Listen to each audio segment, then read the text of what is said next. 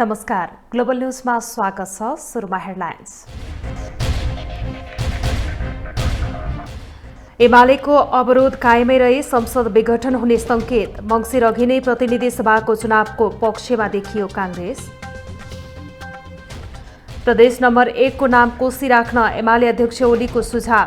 पहिचान र साझा सभ्यतालाई सम्बोधन गर्ने तर्क। आरक्षणको मागसहित मुद्दा परेपछि 2800 भन्दा बढी परीक्षा निषेध। कानूनी व्यवस्था अनुरूप विज्ञापन गरिएको लोकसेवाको जिकिर। आन्तरिक हवाई उडानको भाडा दर पनि बढ्यो। कम्तीमा 90 रुपैयाँदेखि बढीमा 540 रुपैयाँसम्म वृद्धि। र युक्रेनका 2 शहरमा रुसद्वारा अस्थायी युद्धविरामको घोषणा। शान्ति वार्ता र युद्धविराम सकारात्मक रहेको राष्ट्रसङ्घको टिप्पणी।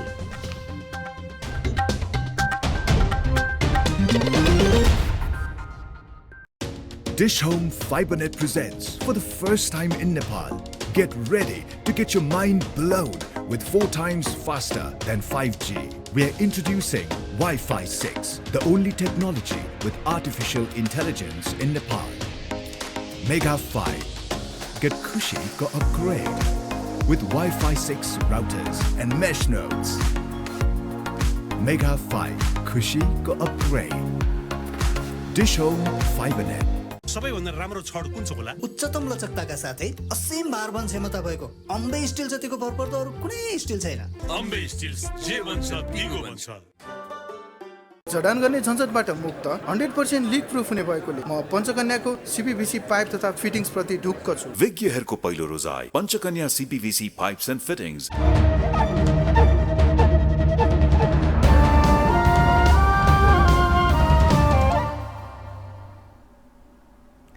ग्लोबल न्यूज अब विस्तारमा। एमालेले संसदको अवरोध नखोले आगामी मंसिर अघि नै संघीय संसदको चुनाव हुने देखिएको छ। प्रमुख सत्तारूढ दल नेपाली कांग्रेसका नेताहरूले संसदको अवरोध जारी रहे नयाँ संसदको गठनका लागि मंसिर अघि नै चुनाव गर्नुपर्ने धारणा सार्वजनिक गरेका हुन्। त्यसो त सत्तारूढ दलको बैठकमा समेत एमालेले निरन्तर संसद अवरोध गरिरहे प्रतिनिधि सभाको चुनाव मंसिर अघि नै गर्ने विषयमा छलफल सुरु भएको छ। एमालेले संसदको अवरोध निरन्तर गरिरहे आगामी मंसिर अघि नै संघीय संसदको चुनाव हुने देखिएको छ। नेपाली कांग्रेसका नेताहरूले एमालेको अवरोध कायम रहे र संसदमा कुनै पनि विषयमा छलफल हुन नसके अहिलेको संसद विघटन हुने संकेत गरेका छन्। कांग्रेस वरिष्ठ नेता रामचन्द्र पौडेलले संसदले काम गर्नै नसक्ने अवस्थामा आगामी मंसिर अघि नै प्रतिनिधि सभाको चुनाव गर्नुपर्ने बताएका हुन्। मैले मेरा संसदका साथीहरूलाई पनि मैले भनिसके, प्रधानमन्त्रीलाई पनि मैले भने मेरो कुरा उहाँले पनि बुझ्नुभयो होला। या चाँडै संसद सुचारू गर्नु पर्यो या त चाहिँ चाँडै संसद ल्याउनु पर्यो। त्यसकारण चाहिँ अब यस्तो अलमलमा राख्नु हुँदैन देशलाई भने। एमालेको अवरोध कायमै रहे मंसिर अघि नै प्रतिनिधि सभाको चुनाव गर्ने विषयमा सत्तारूढ दलका बीचमा समेत छलफल सुरु भएको छ। केही दिन अगाडि बसेको सत्ता गठबन्धनको बैठकमा समेत मंसिर अघि नै प्रतिनिधि सभाको चुनाव गर्ने बारेमा छलफल भएको थियो। कांग्रेस महामन्त्री गगन थापाले समेत अहिलेको अवस्थामा संसद चलिरहन नसक्ने बताउँदै आएका छन्। आम चुनाव मंसिरमा हुन्छ वा त्योभन्दा पहिला हुन्छ मलाई थाहा छैन। संसद यसै गरिकन चल्दै गयो। संसद यसै गरिकन चल्न नदिने अवस्था पनि रह्यो। संसदलाई यसै संसदको उपहास गर्ने काम लगातार नेकपा एमालेले गरिरह्यो। हामी संवाद गरिरहेका छौँ, फकाउने कोसिस गरिरहेका छौँ, आउनुहोस् भनिरहेका छौँ। तर कुनै पनि तरिकाले सकिएन भने त्यो बेलामा संसद किन चलाइराख्ने भन्ने प्रश्न उठ्न सक्छ र त्यो बेलामा चुनाव अगाडि हुन पनि सक्छ। अघिल्लो वर्षको फागुनमा पुनर्स्थापना भएको प्रतिनिधि सभाका सबै बैठक नेकपा एमालेले अवरुद्ध गर्दै आएको छ। अरु त अरु बजेट समेत एमालेको अवरोधकै बीचमा पारित भएको थियो। एमसीसी सम्झौता पारित गर्ने प्रतिनिधि सभाको बैठक समेत एमालेले अवरुद्ध गरेको थियो। एमालेले सभामुखको राजीनामा नआएसम्म संसदको गतिरोध अन्त्य नहुने अडान राख्दै आएको छ। एमालेले समेत सरकारले मंसिर अघि प्रतिनिधि सभाको चुनाव गर्न चाहे तयार रहेको संकेत दिएको थियो, जसका कारण मंसिर अघि नै संसदको चुनाव हुन सक्ने देखिएको छ। ग्लोबल टेलिभिजनका लागि क्यामेरामा राजेन्द्र काफ्लेका साथमा अमृत राज काफ्ले, काठमाडौँ। प्रधानमन्त्री शेरबहादुर देउवाले संघीय निजामती सेवा ऐनलाई यथाशीघ्र जारी गर्ने प्रतिबद्धता व्यक्त गर्नुभएको छ। नेपाल निजामती कर्मचारी युनियन केन्द्रीय कार्य समितिले शनिबार काठमाडौँमा आयोजना गरेको एक कार्यक्रममा बोल्दै प्रधानमन्त्री देउवाले कर्मचारी समायोजनको क्रममा देखिएको समस्या समाधान गर्न पनि सरकार प्रयत्नशील रहेको बताउनुभयो। उहाँले जनतामा सहज ढंगले सेवा प्रवाहको काम गर्न पनि कर्मचारीहरूलाई निर्देशन दिनुभयो।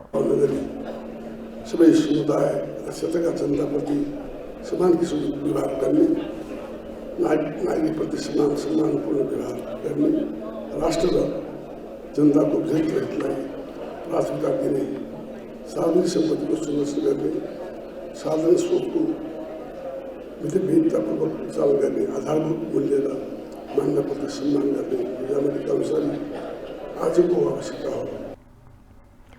प्रधानमन्त्री देउवाले कर्मचारीहरू जनताको निरन्तर सम्पर्कमा रहने हुनाले उनीहरूले आफ्नो छविलाई स्वच्छ बनाइराख्नुपर्ने पनि बताउनुभयो।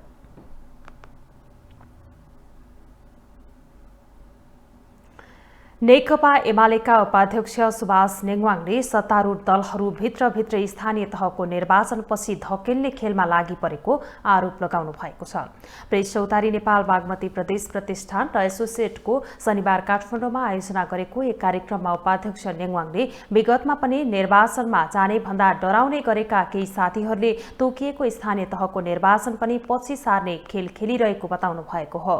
उहाँले प्रचण्ड माधव नेपालहरूप्रति संकेत केही साथीहरू निर्वाचन भनेपछि किन डराउँछन् भनी प्रश्न पनि गर्नुभयो। सोध्नु होला नि, होइन केही साथीहरू किन जनतामा जाने कि भन्दा डराउँछन्, प्रतिगमन भन्छन्,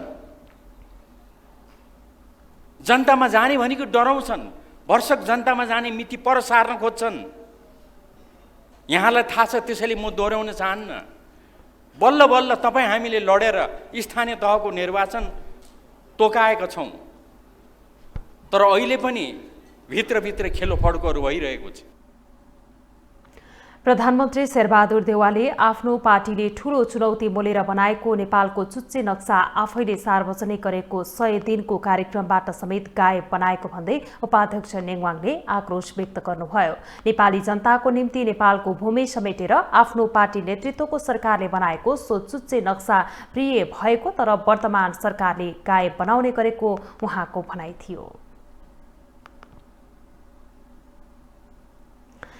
नेकपा एमालेका अध्यक्ष केपी शर्मा ओलीले प्रदेश नम्बर 1 को नाम कोशी राख्दा उपयुक्त हुने सुझाव दिनुभएको छ। प्रेस चौतारी नेपाल प्रदेश नम्बर 1 को शनिबार बेर्तामोडमा आयोजित प्रथम अधिवेशनलाई सम्बोधन गर्दै उहाँले मानव सभ्यता भन्दा अघिदेखि नै कोशी नदीको उत्पत्ति भएका कारण प्रदेश नम्बर 1 को नाम कोशी प्रदेश राख्दा उपयुक्त हुने सुझाव दिनुभएको हो। अध्यक्ष ओलीले भन्नुभयो, कोशीले पुरानो सभ्यता र परम्परा बोकेको र धर्म, ज्ञान, संस्कृति, सभ्यता र परम्परासँग जोडिएकाले कुनै भ्रममा नपरी प्रदेशको नामाकरण कोशी राख्दा हुने उहाँको तर्क छ। अधिवेशनलाई उद्घाटन गर्नुअघि पूर्व प्रधानमन्त्री समेत रहनुभएका अध्यक्ष ओलीले अर्जुनधारा नगरपालिका स्थित सालबाडीमा रहेको 5 शहीद रामनाथ दाहाल, नेत्र घिमिरे, वीरेन राजवंशी, कृष्ण कुइकेल, नारायण श्रेष्ठको शालिगमा माल्यार्पण समेत गर्नुभएको थियो। राप्रपा नेपालका अध्यक्ष कमल थापाले नेपाल विश्वका शक्ति राष्ट्रहरूको चलखेलले केन्द्र बन्ने खतरा बढेको बताउनु भएको छ। पूर्व परराष्ट्र मन्त्री समेत रहनुभएका अध्यक्ष थापाले एमसीसी संसदबाट पारित गराउने बेलामा नेपालमाथि शक्ति राष्ट्रहरूले दबाव र प्रभाव दिएको उल्लेख गर्दै उनीहरूकै चलखेलको केन्द्र बन्ने खतरा बढेको र गएको बताउनु भएको हो। राष्ट्रिय प्रजातान्त्रिक युवक संगठन नेपालको शनिबार काठमाडौँमा आयोजित एक कार्यक्रममा बोल्दै उहाँले एमसीसी छिटो पास गर भनेर अमेरिकाले दबाव दिएको र चीनले रोक्नका लागि प्रयास गरेको भन्दै त्यसले नेपाल डर लाग्दो गरी शक्ति राष्ट्रहरूको चलखेलको केन्द्र बन्न सक्ने देखिएको स्पष्ट पार्नुभयो। संकेत हुन्छ। यही एमसीसी को कुरा गर्दा अमेरिकाका पदाधिकारीहरू भन्छन् चाँडोभन्दा चाँडो निर्णय गर, नभएदेखि त्यो खारेज गर्छौ भन्छ।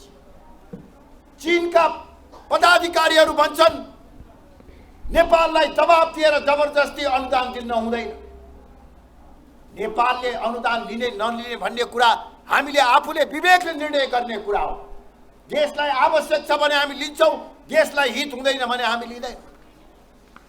तर विदेशी शक्तिहरूले जुन किसिमबाट दबाव र प्रभाव हाम्रा राजनैतिक दलका नेताहरूलाई दिइराखेका छन्, त्यसले गर्दाखेरि नेपालको स्वतन्त्र अस्तित्व र सार्वभौमिकतामाथि पनि गम्भीर प्रश्न चिन्ह खडा भएको।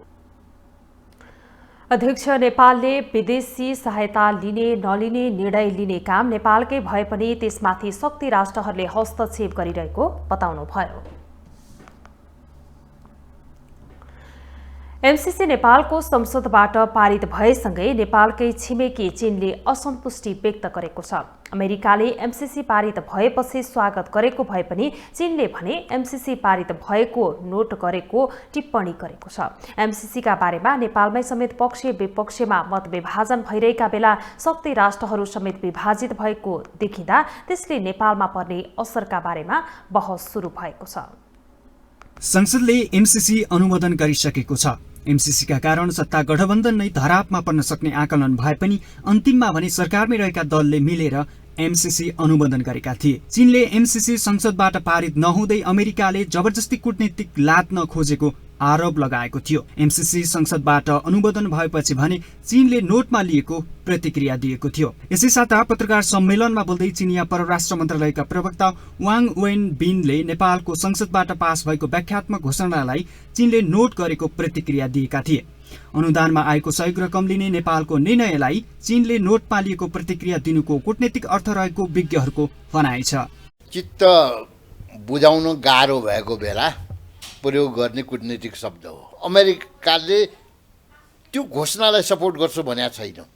एमसीसीको संशोधन गर्न नसकेपछि एकपक्षीय रूपले लात छोप्नको लागि यो राखेको घोषणा हो। त्यसो त अमेरिकाले नेपाललाई अनुदानमा दिएको रकमबारे चीनले यसअघि एमसीसी अमेरिकी उपहार हो कि पेन्डोराज बक्स हो भन्दै प्रतिक्रिया दिएको थियो। उता अमेरिकाले भने एमसीसी संसदबाट पारित भए लगतै स्वागत गरिसकेको थियो। अमेरिकाले नेपाललाई दिने सहयोगका बारेमा चीनले बोल्नु आवश्यक नरहेको सरकारको नेतृत्व गरिरहेका दल नेपाली कांग्रेसले यसअघि भनिसकेको छ। एमसीसी अन्तर्गतको सहयोगले नेपाल अमेरिका सम्बन्ध समेत थप मजबुत हुने र नेपालमा समेत विकासको काम अघि बढ्ने कतिपयको तर्क छ। यो चाहिँ नि एक कम्प्याक्ट सही भइसकेको कम्प्याक्ट हो।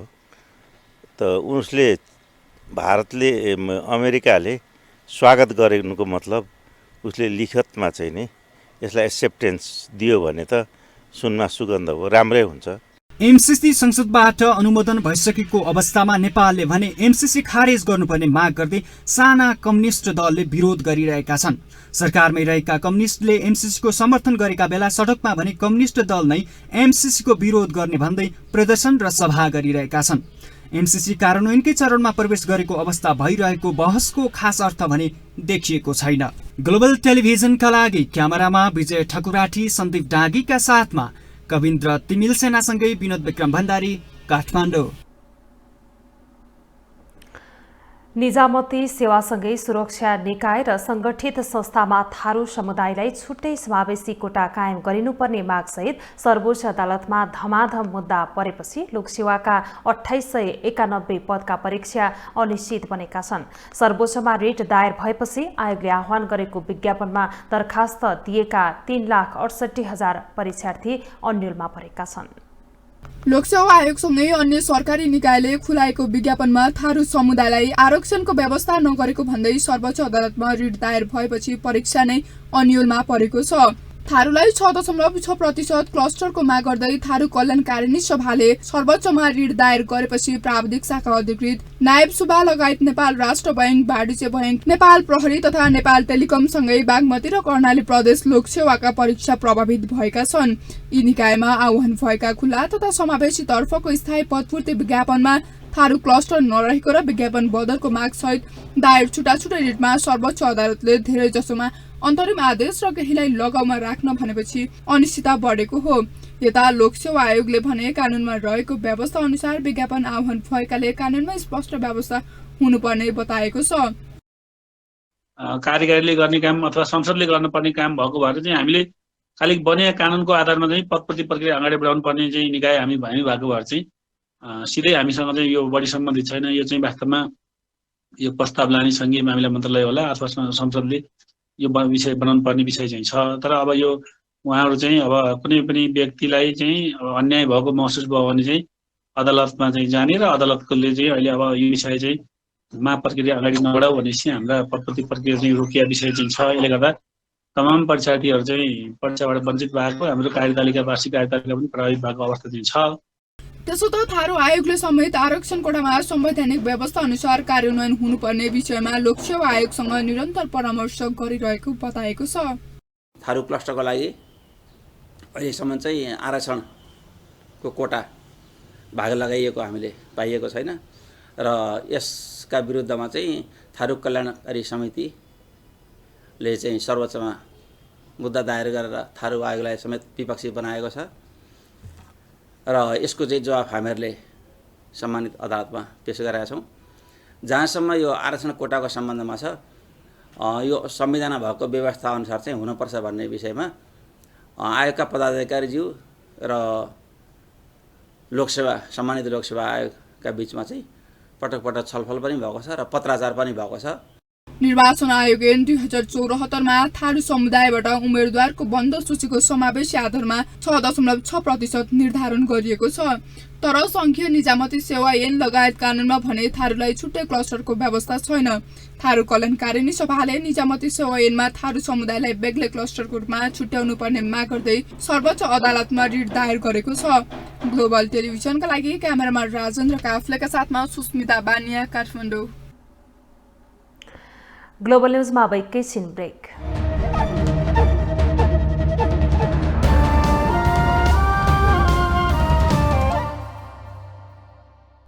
नेपाल बसाइको क्रममा सिम चलाउन दिनु भएकोमा धन्यवाद है। पुलिस चौकी, पुलिस स्टेसन। सर, मैले नबुझेको कुरा नि, उहाँको सिम हरायो, मैले भेट्टाएँ, मैले त्यो सिम अरूलाई चलाउन दिएँ। अब त्यो सिम चलाउनेले गल्ती गर्यो भन्दैमा हामीले बेकारमा किन दुःख पाउने? गल्ती तपाईँहरूको पनि छ। म्याडम, तपाईँले आफ्नो नाममा भएको सिम हराउन साथ मोबाइल सेवा प्रदायकलाई फोन गरेर आफ्नो नम्बर बन्द गराउनु पर्छ, त्यो गर्नु भएन।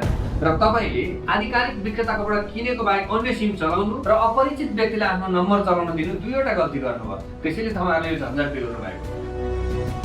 अनुभवी चिकित्सकबाट रोगको परीक्षण र अत्याधुनिक प्रविधिबाट सफल उपचार गर्दै आएको एक मात्र ठाउँ।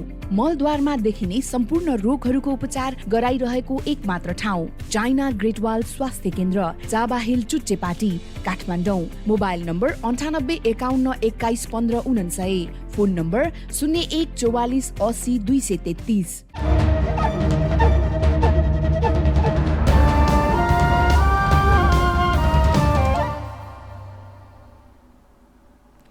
ब्रेकपछि स्वागत छ। अब बाँकी न्यूज।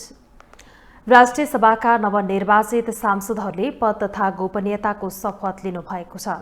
राष्ट्रिय सभाका अध्यक्ष गणेश प्रसाद तिमल सिन्हाले शनिबार सिंहदरबार स्थित संसद सचिवालयमा नवनिर्वाचित सांसदहरूलाई पद तथा गोपनीयताको शपथ ग्रहण गराउनु भएको हो। त्यसै अवसर पारेर उहाँले नवनिर्वाचित सांसदहरूलाई संघीय संसदको लोगो पनि प्रदान गर्नुभयो। गत माघ 12 गते राष्ट्रिय सभाका 19 जना सदस्यका लागि निर्वाचन भएको थियो। मुलुकका जनताप्रति पूर्ण वफादार रही सत्यनिष्ठापूर्वक प्रतिज्ञा गर्छु कि नेपालको शासन सत्ता र राजकीय सत्ता नेपाली जनतामा रहेको नेपालको संविधानप्रति पूर्ण वफादार रहँदै राष्ट्रिय सभाको सदस्यको कामकाज प्रचलित कानुनको अधीन। निर्वाचनमा नेपाली कांग्रेसबाट कृष्ण प्रसाद पौडेल, गोपाल कुमार बस्नेत, कमल पन्थ, युवराज शर्मा, नारायण दत्त मिश्र र दुर्गा गुरुङ राष्ट्रिय सभा सदस्यमा निर्वाचित हुनुभएको थियो। त्यसैगरी नेकपा माओवादी केन्द्रबाट उर्मिला अर्याल, सुरेश आलीमगर, नरबहादुर बिष्ट, भवन बहादुर सुनार र जगत बहादुर पार्की निर्वाचित हुनुभएको थियो। नेकपा एकीकृत समाजवादीबाट जयन्ती राई, गोमादेवी तिमल सिन्हा, राजेन्द्र लक्ष्मी गैरे, मदन कुमारी शाह र उदय बहादुर बहरा निर्वाचित हुनुभएको थियो। त्यसैगरी प्रमुख प्रतिपक्षी दल नेकपा एमालेबाट सोनाम गैलसेन शेर्पा, जनता समाजवादी पार्टीबाट मोहम्मद खालिद र राष्ट्रिय जनमोर्चाबाट तुलप्रसाद विश्वकर्मा राष्ट्रिय सभा सदस्यमा निर्वाचित हुनुभएको थियो। गण्डकी प्रदेशका मुख्यमन्त्री कृष्णचन्द्र नेपाली पोखरेलले मध्य प्रदेश र गण्डकी प्रदेशबीच समृद्धिका लागि विभिन्न क्षेत्रमा सहकार्यको आवश्यकता रहेको औल्याउनु भएको छ। शनिबार जनकपुर पोखरा विमान सेवा सुरु भएपछि पहिलो उडानमा मधेस भ्रमणमा जनकपुर पुग्नुभएका मुख्यमन्त्री पोखरेलले सञ्चारकर्मीसँग कुरा गर्दै संघीयतालाई बलियो बनाउन र प्रदेशबीचको सम्बन्धलाई बलियो बनाउनु पर्ने आवश्यकता समेत रहेको बताउनुभयो। उहाँले दुई प्रदेश सरकार बीचको सहकार्यबाट समृद्धि हुन सक्ने र समृद्धिका क्षेत्रहरूको खोजी गरेर अगाडि बढ्न आफूहरू तयार रहेको बताउनुभयो। मुख्यमन्त्री पोखरेलले पोखरा पर्यटकीय गन्तव्य रहेको र जनकपुर धार्मिक पर्यटकीय क्षेत्र भएकाले दुवै प्रदेश बीचमा पर्यटकीय विकास गरेर यसबाट लाभ लिन सक्ने बताउनुभयो। कई कुरो गर्दाखेरि समृद्धिका मुख्य आधार मध्ये एउटा पर्यटन हो। हाम्रो त्यो लोकेसन, त्यहाँको भौगोलिक अवस्था आदि इत्यादिले त्यो एउटा हाम्रो पहिलो प्राथमिकता परेको छ। त्यस्तै मध्य प्रदेशको पनि यद्यपि अरू क्षेत्रहरू हुँदाहुँदै पनि प्रशस्त सम्भावना बोकेको धार्मिक पर्यटकीय स्थलहरू यहाँ छन्। यसलाई बढाएर तपाईँको चाहिँ के भने अलि बाहिरी अन्तर्राष्ट्रिय स्तर भनौँ, यिनै कुराहरू इन्डियाका मेन सहरहरूसँगबाट हाम्रो जनकपुरदेखि पोखरा यसरी इन्टर कनेक्ट गर्न सकियो भने यो हाम्रो पर्यटनको दृष्टिकोणबाट धेरै धेरै महत्त्व हुन्छ भन्ने लागेको छ। त्यसैगरी मध्य प्रदेशका पर्यटन मन्त्री शत्रुघ्न महतोले दुवै प्रदेशबीचमा सहकार्यबाट पर्यटन क्षेत्र लाभान्वित हुन सक्ने बताउनुभयो। राजधानी जनकपुर धामबाट र पोखरा र यो जनकपुरको यो फ्लाइटको जुन कनेक्टिभिटी अब बढ्दै गइरहेको छ, आजदेखि सुरुवात भयो। मलाई लाग्छ यो ऐतिहासिक धार्मिक र सांस्कृतिक हिसाबले महत्त्व बोकेको जनकपुर धाम र अब बाहिरी पर्यटकहरू जनकपुरबाट सिधै पोखरा जाने अब हुन सक्छ। जनकपुर विमानस्थलमा मुख्यमन्त्री पोखरेललाई मध्य प्रदेशका पर्यटन मन्त्री महतो, भौतिक पूर्वाधार तथा यातायात मन्त्री राम सरोज यादव, सुरक्षा निकायका प्रमुखहरूले स्वागत गर्नुभएको थियो।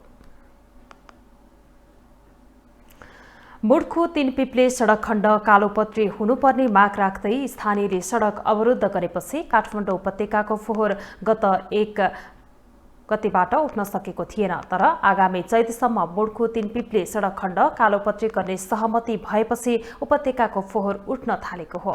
तर महानगरपालिकाले 1 साताभित्र काठमाडौँमा जम्मा भएको फोहोर उठाइसक्ने दावी गरे पनि अझै पनि काठमाडौँको फोहोर पूर्ण रूपमा उठ्न सकेको छैन।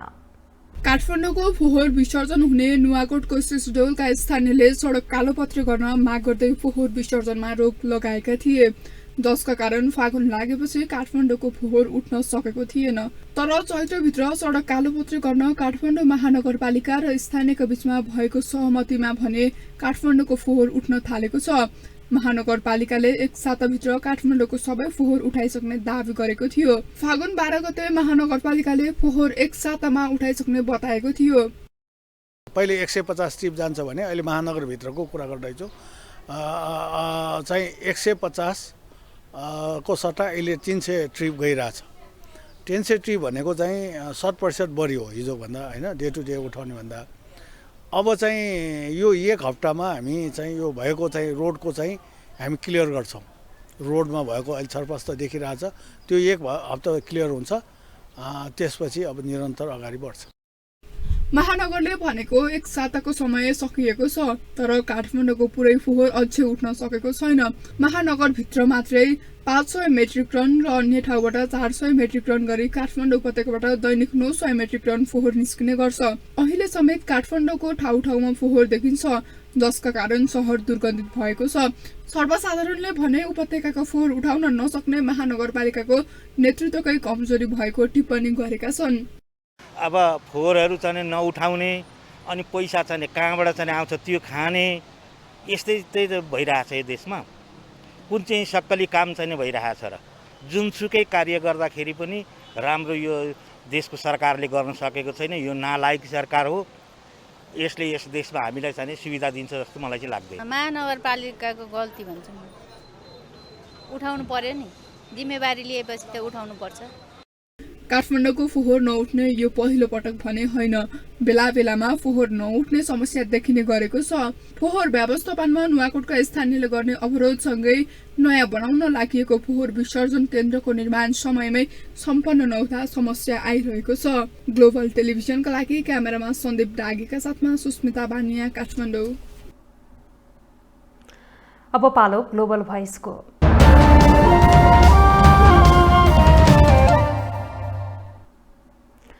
काठमाडौँ महानगरपालिकाले नयाँ ल्यान्डफिल साइटको कुरा गरेको पनि वर्ष दिन बितिसक्यो, तर कुरा अनुसार काम भएन। फेरि स्थानीयवासीले पनि फरक फरक माग सहित फोहोर फाल्न अवरोध गरिरहे।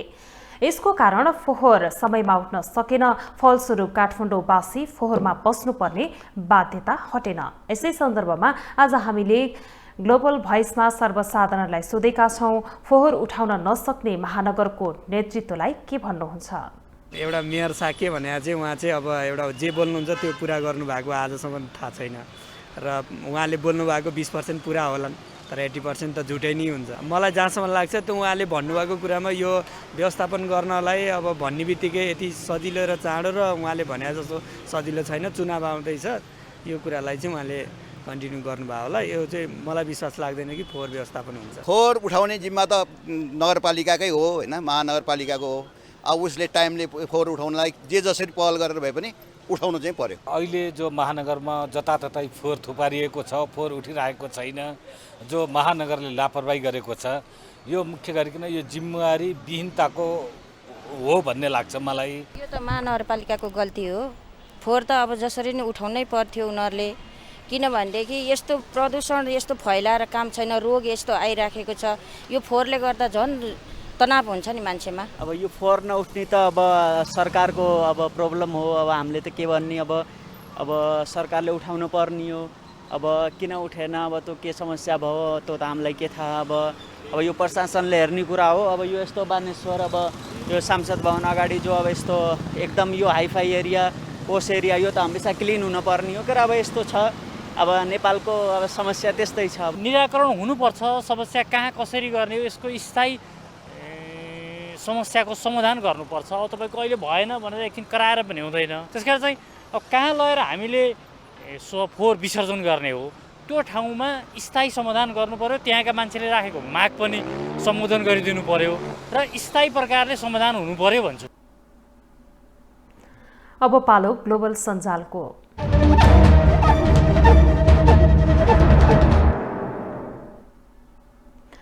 ग्लोबल सञ्जालमा हामी हरेक दिन सार्वजनिक महत्त्वको विषयमा सञ्जालकर्ताहरूले अभिव्यक्त गरेका विचारहरूलाई समेट्ने गर्दछौँ। आज हामीले समसामयिक विषयवस्तुमाथि गरिएका टिप्पणीलाई प्राथमिकता दिएका छौँ। रुस युक्रेनको द्वन्द्वको विषयमा राजनीतिज्ञ दमनाथ ढुङ्गानाको विचार यस्तो छ, युद्ध कति विध्वंसकारी, रुसी आक्रमणले भाँचेको मन जोडिने छैन, रुसी बलले वैधता पाउने छैनन् युक्रेनी जनतामाझ। हिटलरसँग दाँजिनु रुसको बेइज्जती हो, पुटिन सुन्न बाध्य छन् रुसी जनताको युद्ध विरोधी आवाज।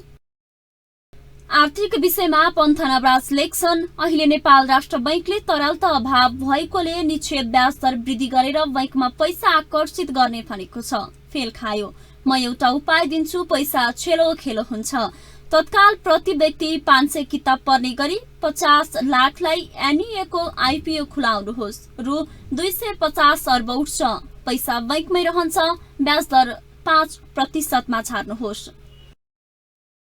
दलहरूलाई लक्षित गरेर विष्णु सापकोटा लेख्छन्, कुनै विद्रोहको वैचारिकीसँग सहमत नभए पनि समाजको लागि सबै त्यागेर लागेका व्यक्तिलाई म साधारणतया श्रद्धा गर्छु। तर विद्रोहमा लाग्नु र सरकारमा गएर काम गर्न सक्नु अलग योग्यताका कुरा हुन्। विद्रोहको चरण सकिएपछि पनि ती सबै अयोग्यहरू राजनीतिमा नै पालिएर बस्ने स्थिति हुनु नेपालको दुर्भाग्य। एमसीसी पास भएपछि नेताको भनाइलाई लिएर स्मिता थापा ट्विट गर्छिन्, मान्य गगनले 50 अर्बको एमसीसी पास गरेपछि चीनसँग 60 अर्ब मागौं, भारतसँग 80 अर्ब मागौं र देश बनाऊ भन्नु र कांग्रेससँग सिट मागेर एमाले भन्दा ठूलो पार्टी बनाऊ भन्नु उस्तै होइन र? अरूसँग भिख मागेर देश बन्दैन, अरूसँग सिट मागेर पार्टी ठूलो हुँदैन। आफ्नो बुतामा उभिने मती कहिले आउँछ नेताहरूमा। राजतन्त्रको विषयमा सुदीप खनियाको विचार यस्तो छ, राजै राम्रा लोकतन्त्र छुर भनेले एक बार नेपालमा कोको कोला छिर्दा के पापड बलियो परिदिए हुने। हुन त हो, राजा हुँदा देश अर्कै थियो। अब बिजनेस न्यूज।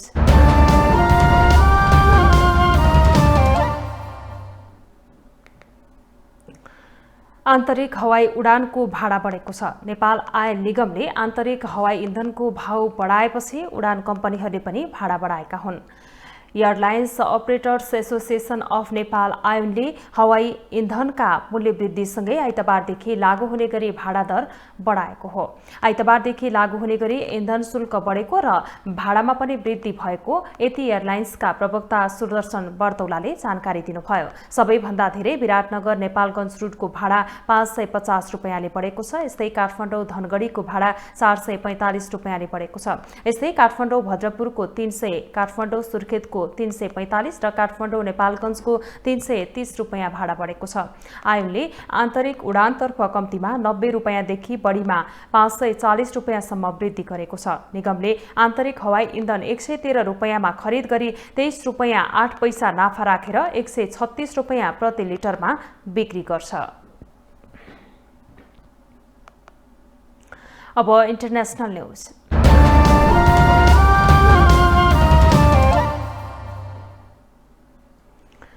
युक्रेनमाथि आक्रमण गरिरहेको रुसले अस्थायी युद्धविरामको घोषणा गरेको छ। मानवीय सहायताका लागि भन्दै रुसले युद्धविराम घोषणा गरेको भए पनि युद्ध भने अन्त्य भइसकेको छैन। रुसका 2 शहरमा रहेको नागरिक उद्धार गर्न र अन्य मानवीय सहायताका लागि युद्धविराम घोषणा गरेको रुसले युक्रेनका अन्य शहरहरूमा भने आक्रमण जारी राखेको छ। 10 दिन अघिदेखि युक्रेनमाथि आक्रमण गरिरहेको रुसले अस्थायी युद्धविरामको घोषणा गरेको छ। रुसको रक्षा मन्त्रालयले मानवीय सहायताका लागि भन्दै शनिबार युद्धविराम घोषणा गरेको हो। युद्धविरामको घोषणा गरेको रुसले युक्रेनका 2 शहर बाहेक अन्य स्थानमा भने आक्रमण जारी राखेको छ। युक्रेनका 2 शहर मरियोपोल र भान्नोबाखाबाट सर्वसाधारणलाई सुरक्षित स्थानतर्फ जान दिनका लागि अस्थायी युद्धविराम घोषणा भएको हो। युद्ध चलिरहेकै बेलामा युक्रेन र रुसका अधिकारीबीच भने दोस्रो चरणको वार्ता समेत भएको छ, जुन वार्ताले मानवीय सहायताका लागि करिडोर खुल्ला गर्ने सहमति जुटेको थियो। अस्थायी युद्धविराम घोषणापछि युक्रेनले 2 शहरमा रहेका नागरिकलाई उद्धार गर्ने तयारी समेत गरेको बताइएको छ। यसअघि रुसले युरोपकै सबैभन्दा ठूलो परमाणु ऊर्जा प्लान्ट कब्जा लिएको छ। युक्रेनमाथिको आक्रमण जारी रहेका बेला दक्षिणी एटलान्टिक सन्धि संगठन नाटोमा रहेका मुलुकहरूले युक्रेनको आकाशलाई नो-फ्लाइ जोन बनाउने प्रस्ताव भने सर्वसम्मत जनाएका छैनन्। युक्रेनले आफ्नो आकाशलाई नो-फ्लाइ जोनको घोषणा गर्न माग गरेको थियो। यता युद्धविरामको घोषणा भएपछि बेलायतले युक्रेनमा रहेका आफ्ना नागरिकलाई युक्रेन छाड्न निर्देशन दिएको छ। संयुक्त राष्ट्रसङ्घले रुस युक्रेन वार्ताको स्वागत गर्दै सबै सम्झौताहरू ढिलाइ नगरी कार्यान्वयन हुने आशा व्यक्त गरेको छ। युक्रेनी र रुसी वार्ताकारहरूबीच बेलारुसमा दोस्रो चरणको वार्ताको क्रममा गरिएको सम्झौताको स्वागत गरिएको संयुक्त राष्ट्रसङ्घकी राजनीतिक मामिला उपमहासचिव रोजमेरी डिलाकोर्टद्वारा जारी विज्ञप्तिमा जनाइएको छ। दुवै पक्षले मानवीय करिडोरको स्थापनाका नागरिकहरूका लागि सुरक्षित मार्ग र मानवीय सहायताको वितरणमा ध्यान केन्द्रित गरेको विषय स्वागत योग्य रहेको समेत विज्ञप्तिमा उल्लेख छ।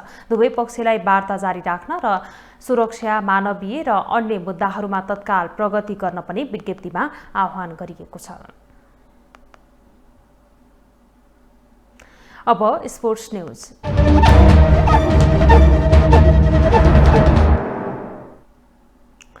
श्री भगवती क्लबले शहीद स्मारक बी डिभिजन लीग फुटबल प्रतियोगितामा लगातार दोस्रो जित निकालेको छ। एन्फा कम्प्लेक्स सातो बाटोमा शनिबार बॉयज युनियनलाई 2-1 गोल अन्तरले हराएर श्री भगवतीले दोस्रो जित निकालेको हो। खेलको 6औं मिनेटमा विनोद राईले गोल गर्दै बॉयजलाई सुरुवाती अग्रता दिलाएका थिए, तर 27औं मिनेटमा बॉयजका कप्तान विष्णु बहादुर सुनारले आत्मघाती गोल गरेपछि खेल 1-1 को बराबरीमा पुग्यो। त्यसपछि खेलको 50औं मिनेटमा अमित लामाले गोल गर्दै श्री भगवतीलाई 2-1 को जित दिलाए। पहिलो खेलमा श्री भगवतीले छम्सीखेल युथ क्लबलाई 3-1 गोल अन्तरले हराएको थियो, जससँगै श्री भगवतीले 2 खेलमा 6 अङ्क जोडेको छ। बॉयजले 2 खेलमा 3 अङ्क जोडेको छ।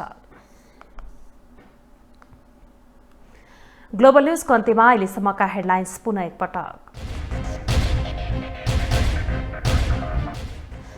एमालेको अवरोध कायमै रहे संसद विघटन हुने संकेत मंसिर अघि नै प्रतिनिधि सभाको चुनावको पक्षमा देखियो कांग्रेस। प्रदेश नम्बर 1 को नाम कोशी राख्न एमाले अध्यक्ष ओलीको सुझाव, पहिचान र साझा सभ्यतालाई सम्बोधन गर्ने तर्क। आरक्षणको मागसहित मुद्दा परेपछि 2800 भन्दा बढी परीक्षा अनिश्चित, कानूनी व्यवस्था अनुरूप विज्ञापन गरिएको लोकसेवाको जिकिर। आन्तरिक हवाई उडानको भाडा दर पनि बढ्यो, कम्तीमा 90 रुपैयाँदेखि बढीमा 540 रुपैयाँसम्म वृद्धि। र युक्रेनका 2 शहरमा रुसद्वारा अस्थायी युद्धविरामको घोषणा, शान्ति वार्ता र युद्धविराम सकारात्मक रहेको स्वास्थ्य सङ्घको टिप्पणी।